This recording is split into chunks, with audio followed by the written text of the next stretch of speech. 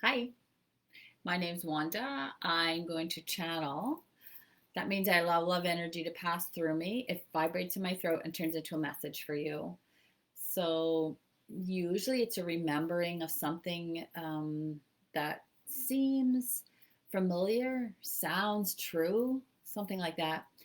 So, if you like the videos, press subscribe at the end, press like if you want, share them with people. I'm not sure what they're going to talk about today, but most likely something touching. Um, so you'll notice the energy, it passes into me at the beginning. You'll see it passes through and out at the end.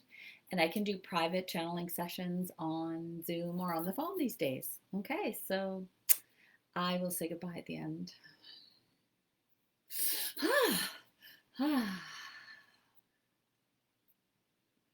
We will speak of this word energy.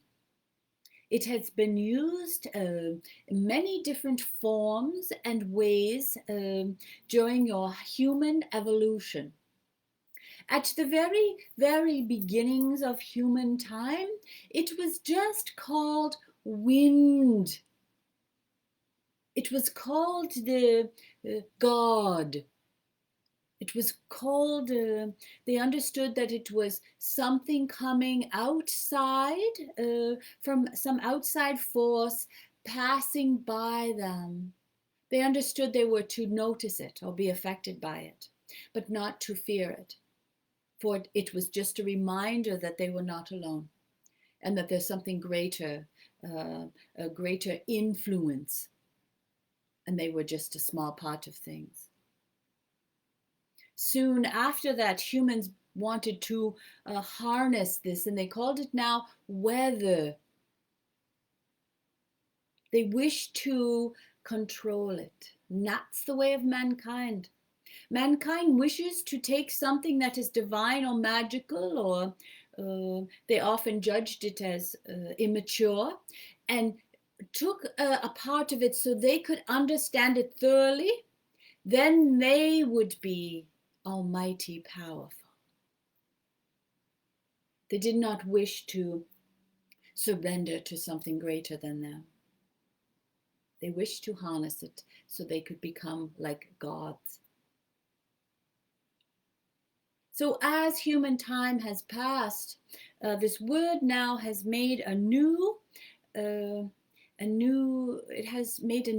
it's not really new though, a discovery. It has been named something else.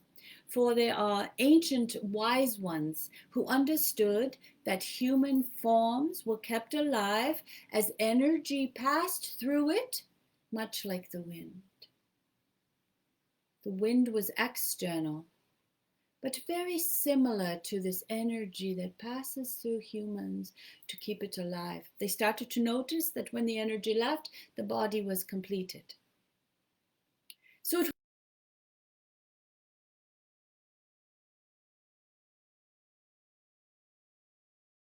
watch and revere it, a standing back and an understanding that human life is only as it is because of energy from a divine source far beyond what humans are able to create with their own hands. So during your time, there's been a struggle of submitting to divine magic and harnessing the will to become a god themselves. This is the nature of man. You will find these two scenarios at this moment in your life, no matter what year this is. There will be those harnessing power and those submitting to power. Now, why the difference? Why harness it instead of revering it? Those who revere it, notice it, draw attention to it, to embrace it, call it what it is, are not afraid of it. They understand that it is a loving force, one that cares and nurtures them, such as you. You understand that what is occurring here, this is energy passing through a human being, bringing a message to you.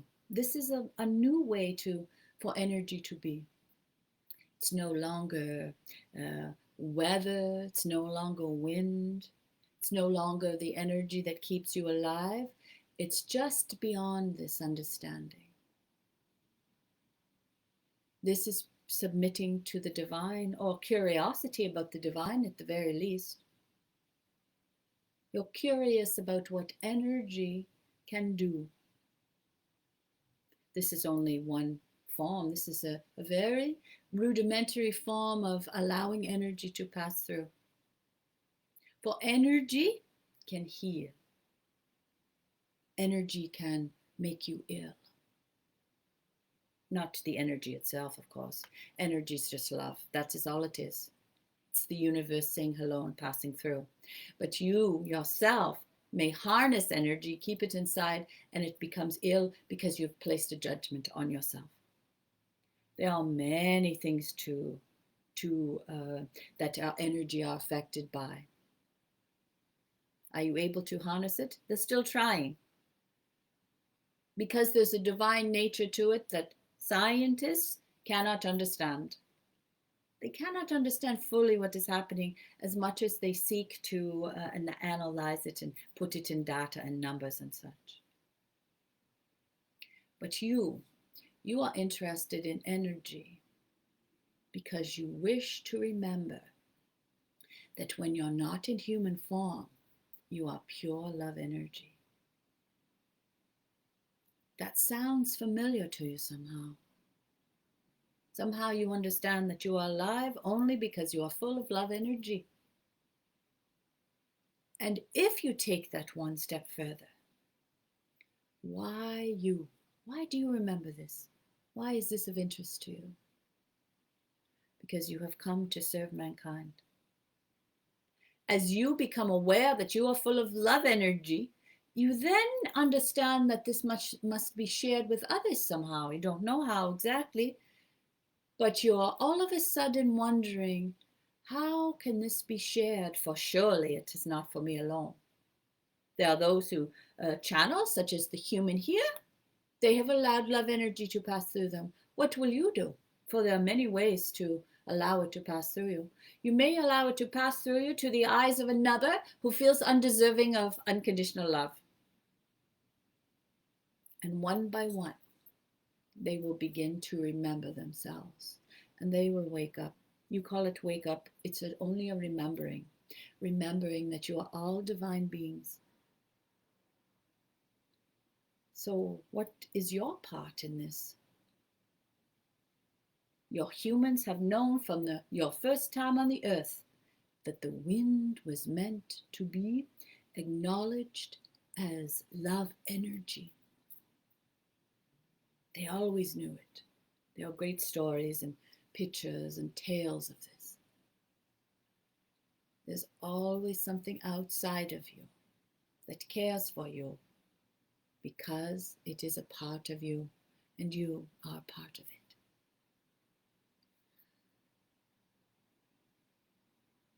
There is much love here for you. Namaste.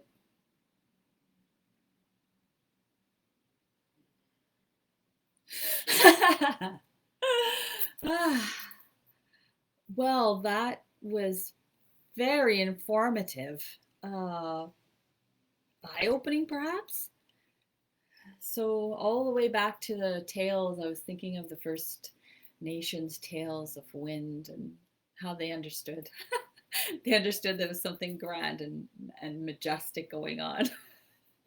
And I understand the scientists harnessing it, trying to make it, reproduce it, use it for mankind, whatever it is. So I also like the part where they say I'm just one human allowing love energy to pass through me. And they encourage everyone else to find their way. So that sounds lovely to me. I love the idea of passing love on one by one by one. Much love. Bye.